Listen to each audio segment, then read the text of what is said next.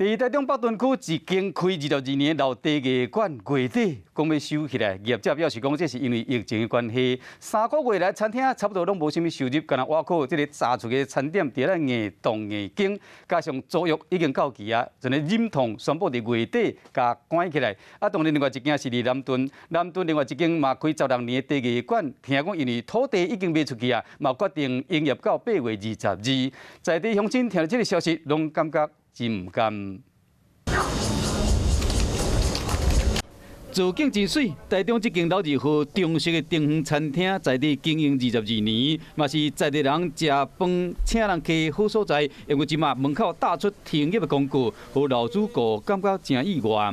即将停止营业，他说觉得好可惜哦，这样子就少了一个用餐的一个地点。他也是会很难过啊，因为在这里也13年了，他们像家人一样陪伴我们啊。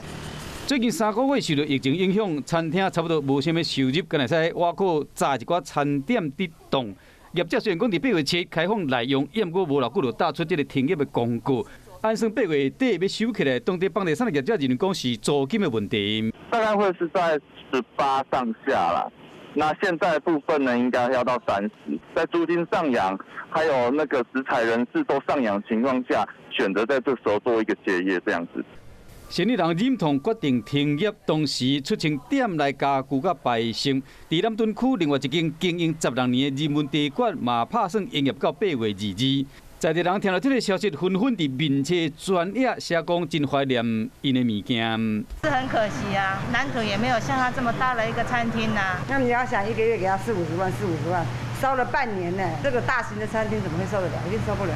我甲以为是疫情影响到生意，也毋过听讲土地和建商买去啊，是讲业者拢无回应。台中2间老字号茶馆，当时伫8月份要收起来，互民众真唔甘。